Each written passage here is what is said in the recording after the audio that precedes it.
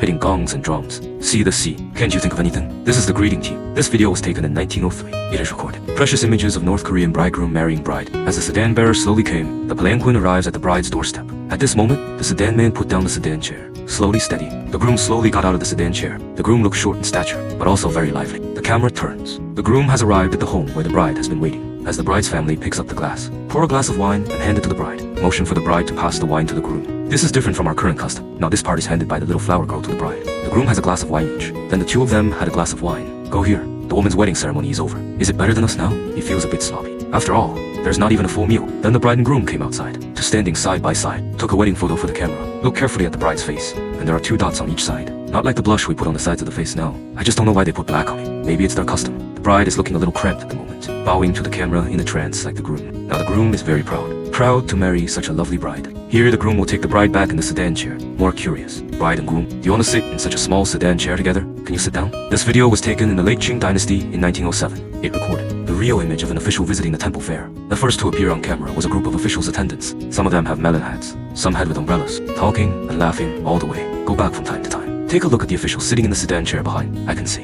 I'm very excited about this rare, leisurely departure from the palace. Just like we are tired at work now. The mood of a rare outing. Look closely at one of the attendants holding a teapot. I look back from time to time, worried if the official in the sedan chair was thirsty. Many of them like to watch the fun. From time to time, I would jump into the line from both sides of the road, and we're moving along. Walk for a while, and then jump out of the line. Wait for the person behind, like playing a game of hide and seek. Then came the official sitting in the sedan chair. For people carrying a sedan chair, the other 2 civilians were carrying a box of things, holding the flag. He was holding a stick. Walk quickly forward, looking forward to this temple fair. Take a closer look. We were curious. Followed by a group of people without braids. 3 people with hair wrapped in cloth. They also seem to enjoy temple fairs like this. I had a great time. This is the real image of visiting temple fairs in the Qing dynasty. Does it feel weird? It was such a simple thing back then. People can be so happy. Photographed in the Republic of China in 1926. It records the first street in Shanghai at that time. The true images of ordinary people eating, drinking, and having fun. An open-air rice noodle stand. Tall and thin stall owner. At this time, I am busy serving customers who come to ask for rice noodles. Child is idle. Adults behind. The stall owner is among them. They were surrounded by people. It seems that the rice noodle business of the stall owner is very good. Near the water, the platform gets the moon first. At this moment, several children who rely on the stall owner have already bought rice noodles. Eat with relish. Especially the 2 guys on the left and right next to the stall owner. Each clutching the rice noodles in his own bowl, constantly delivering to his mouth, glancing at each other from time to time. Show off how delicious your rice noodles are. Naughty kid on the left. I didn't forget to take the rice noodles from my bowl. Show the child on the right. It retracts it into its own bowl and delivers it to its own mouth. It looks like the child on the right is dressed. Maybe family conditions are better. They don't seem to be that hungry for food. He kept pouring candy into the boy's bowl on the left. The kid on the left who gets soup is also very happy, eating more. And the last 2 kids who haven't got the rice noodles yet. Just watch them eat. Swallow from time to time. Then he looked at it and laughed. The camera turns. The child starts to play when he is full. A board master pulls a group of children, counting the ocean by distance and number of people. Rich people's children ride on carocas. The poorer child in the family walks, also to a place. And they start playing games. Playing the game is free. There is no wealth gap. I can see that every child is having a great time at the moment. Their smiles are so innocent, for fun. There are also children who work hard for a living. A group of children on the street are waving to passersby, showing off their talents. I hope the pedestrians passing by will give a few oceans. On the other side, a sister brought her younger siblings. The stove is burning and waiting for the meal to be cooked. This is what life was like on the streets in 1926. What do you think when you see this? Tool. How was it done at that time? A major project that seems impossible to complete. Huge stone here, women with the help of iron bars and hammers. A man holds up an iron bar. The other guy hits the iron bar with a hammer. The power, step by step. Divide the stone into small pieces, and then divide them into small pieces. Such combined power is also divided into no arrays. They're working very well together to make piles of big rocks movable. The man on the other side of the rock is dragging the board, moving rocks and dirt back and forth. People with hoes and dustpans, digging one hole at a time. A dustpan and a dustpan are transported. At a glance, the mountain is very high, and the mountainside is full of working people. The project they are working on at this time. In 1937, Yunnan, 200,000 elderly women and children. The Burma Road was completed in 9 months. 80% of the road is mountainous, and this one, half of it goes through hard rock lots. In these places, road builders can only cut through mountains and rocks by blasting. And here's the hard part.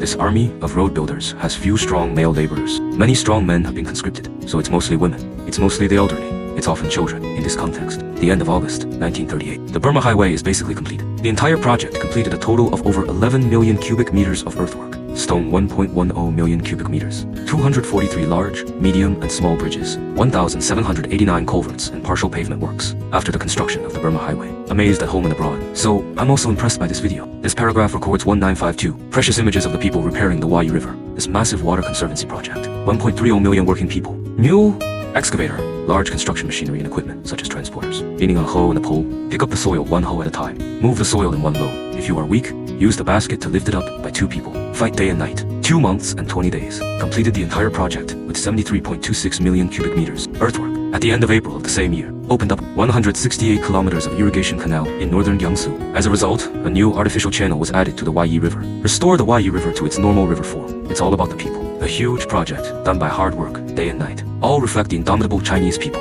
The spirit of... Let's follow the camera. Now this guy here is wearing a suit and glasses. It was Pu Yi who walked with his head held high. This group is wearing white military uniforms. Holding a military gun is the honor guard of Lingang Station. It is being reviewed by Pu Yi strode in salute. They scurried past the ceremony, then board the Japanese royal train with Takamatsu Palace to Tokyo. The train has already started, and the navy is still standing there, not moving at all. Arranged in a loud manner, watched from both sides of the train. This is also full of pomp. The camera turns. This is also a huge and grand scale. Emperor Hirohito of Japan, standing on platform 3 of Tokyo East Station, waiting. The train arrives at the station at this time, and they all stood there very still. It was quiet. Pui slowly got off the train. Pui got off the train. A military salute to the Japanese leadership. Go ahead with it. At this moment, the Emperor of Japan strode forward in great strides. Pui stopped at this moment. He slowly took off his gloves, then walked up to the Emperor of Japan, politely shook hands. Head held high throughout. On the other hand, the Emperor of Japan hunched down. From the perspective of the situation on the spot, Pui seems to be more powerful and exchanged pleasantries. Pui went to some Japanese high-level officials again, salute and shake hands with one of them. Then Pui, accompanied by Gaosong Palace, take a car from Tokyo Station to Rigang Akasaka. Akasaka Rimyo was once the residence of the Emperor of Japan. Along the way, a large number of Japanese teams were also arranged to welcome PWI. The convoy looks down, just in terms of form. Pui is earning enough face, but in that context, it can be seen at the heart of Sima Zhao in Japan. I have to. The Japanese are in the face of their interests. You can let go of any face. The video was shot in the late Qing dynasty in 1901. It is actually recorded that a large family held a birthday banquet by Jews.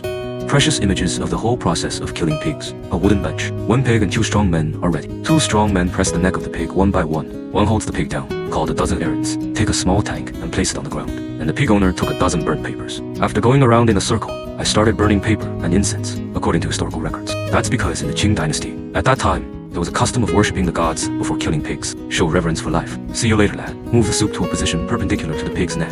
So the butcher picks up the butcher and stabs it in the neck. Got a lot of knives in a row. No pig neck bleeding. The errand boy is curious about all kinds of scrutiny. Looks nervous too. At this time, the mistress of the big family also ran over, anxiously waiting by the side. I guess I hope they get it done soon. Just waiting for the meat to go to the pot. After a while, the butcher finally stabbed the key position. The neck of the pig began to appear in the net. At this time, the handyman still wants to come and see. The man took him back with a move. Go here. The pig also ended his life at this time. Then comes the pig's plucking and washing process. Due to the simple environment at that time, there's nothing that can hold a whole pig, the entire plucking process. It's done on the grass next to the pigsty. Then we can see the whole pig clearly. Pigs don't look particularly fat. The color of the pig hair is black. And this is what we're all trying to do. Authentic local pork. It's human nature to watch the fun at any time. This is a group of children watching the slaughter of pigs. So this is the whole process of killing pigs in the Qing dynasty. What do you think of our current pig slaughter? Is there any resemblance? Jingqianmen Street. Precious images. Broad and lively street. Remy carriage. With a sophisticated store. Antique towers, the archways, 1 degree. Late Qing court scenes that can only be seen in TV dramas. And here it is before our eyes. Would you like to travel back and feel it? Qing dynasty hawkers were a part of city life. Although the court has regulation, but not strong and out of compassion, it is not easy for the people at the bottom to make a living. After King Zhao, the court stopped taxing hawkers. Therefore, the average person believes that it is a common thing to set up a stall on the street. Beijing, Qianmen Street. In the eyes of street vendors, it is a good place to sell goods. Now what we see. It was a popular market stall business at that time. As the camera turns, gradually I saw the appearance of the whole market. The ground looks flat with 2 big trees. All the vendors find a booth. Place your own products. Then there's aisles in the middle for people to walk around. There are a few shacks on one side. At a glance, everyone in this picture has long braids, padded jacket, top skirt gown. Put things on the ground. Occasionally, pedestrians passing by picked up something and took a look, swing it back again. Curious guy, staring at the camera from time to time. No, there are also 3 or 5 people who gathered to chat together. Maybe they're talking about some kind of gossip at that time. There are mobile hawkers with poles. And then there was a shed full of people. I don't know if I'm watching a play or what. Think carefully. Are there no women on the whole street? Were women not on the streets then? Watch this video. A lot of us joke that we're rich. Beijing hukou. Others say, just pick up a few antiques on the ground at that time. They are all priceless antiques now. Even so, it really takes you through. Would you like to?